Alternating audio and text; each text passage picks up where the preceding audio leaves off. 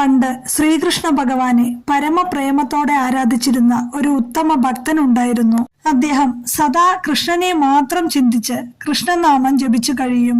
ഏതൊരു പ്രവൃത്തി ചെയ്യുമ്പോഴും അദ്ദേഹത്തിന് കൃഷ്ണസ്മരണയില്ലാത്ത ഒരു നിമിഷം പോലും ഇല്ലായിരുന്നു.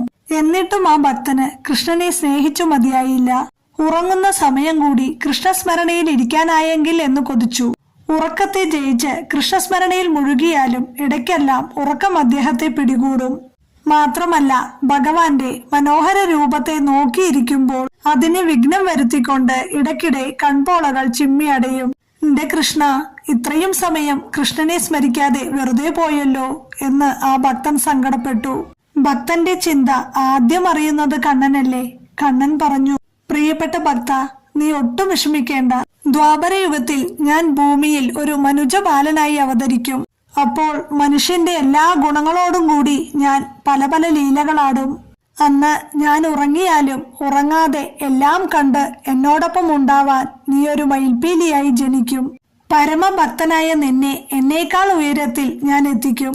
അതിനാൽ സദാ നീ എന്റെ ശിരസിൽ അലങ്കാരമായി തീരും. അതിനുശേഷം ഞാൻ എന്റെ ലീലകൾ അവസാനിപ്പിച്ച് മടങ്ങിയാലും കലിയുഗത്തിൽ എന്റെ ഭക്തന്മാർ വിഗ്രഹരൂപത്തിൽ എന്നെ ആരാധിക്കും. അവരും എന്നെ മയിൽപീലി കൊണ്ട് അലങ്കരിക്കും. എന്റെ പ്രിയ ഭക്തനായ നീ സദാ എന്നോടൊപ്പം ലോക അവസാനം വരെ ഇരിക്കാനിടവരും. ശ്രീകൃഷ്ണ ഭഗവാന്റെ ശിരസിലല്ലേ മയിൽപീലി ഇരിക്കുന്നത്.